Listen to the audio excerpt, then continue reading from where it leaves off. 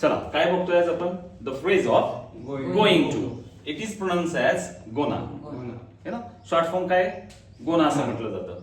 Now the sentence is I am going to come today. What does it mean? मी आज येणार आहे. पंखा फिरणार आहे. Is going to spin. ती काहीतरी सांगणार आहे. Going to tell something. She is going to tell something. बघा, गोइंग टू च्या फ्रेज नंतर जी पहिली ऍक्शन येईल, क्रिया येईल, वर्ब येईल, त्याच्यावर काय जोडा? नार शब्द जोडून टाका. येणार आहे, जाणार आहे, बसणार आहे. कधी वापरतात? When you have to use this phrase, it shows near future, जवळ आलेलं एखादं भविष्य, एखादी गोष्ट आपण करणार आहे. There we use going to phrase. गोइंगचा अर्थ इथे जाणे होत नाही. काय अर्थ सांगितलं होतोय? हा नार शब्द याच्यानंतर येणाऱ्या क्रियापदाला जोडून टाका. Got it? पाऊस पडणार आहे. It's going to rain.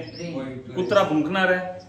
Dog is and the short form of going to is the dog is gonna bark.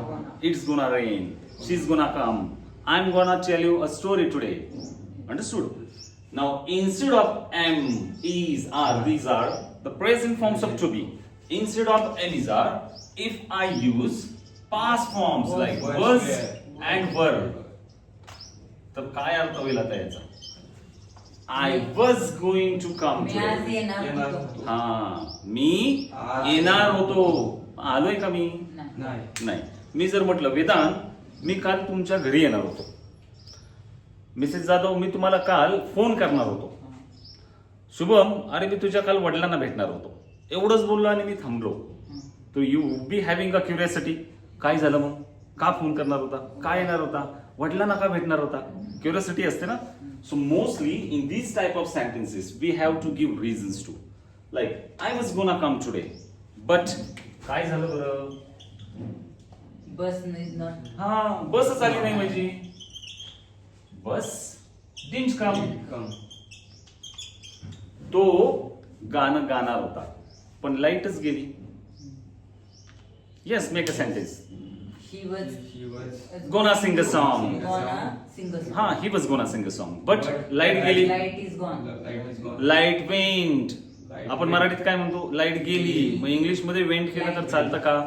No, it's wrong sentence. Light दिसते कशी जाताना? Light is gone. ज्याला लाईट येत नाही ना आपल्याकडे, मोस्टली प्रॉब्ली ऑन ट्यूसडे एक message येतो मोबाईलला, है ना, त्याच्यात असं म्हणतात का 1 ते 5 लाईट जाईल. मग काय लिहितात ते मराठीत वाक्य? आज दुपारी 1 ते 5 विजेचा पुरवठा खंडित होईल. है ना, एवढं मोठं वाक्य आहे. आपण मराठीत शॉर्ट फॉर्म केलाय, लाईट गेली ना आली. हेच वाक्य इंग्लिश मध्ये कसं होईल? The supply of electricity cut off. बघा, Shubham was gonna sing a song but the supply of electricity cut off. लाईटच गेली. Understood? Have you understood this phrase? When we use this phrase using am is are, it shows near future.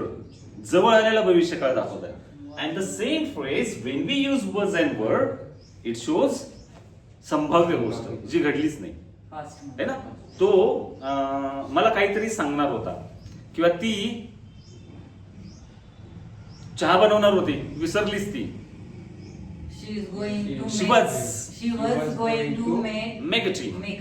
She forgot. But she forgot. Understood this phrase? Chalo, write it down. Subject plus to be plus going to phrase. Main verb and object. And below to be's form, use was and were now.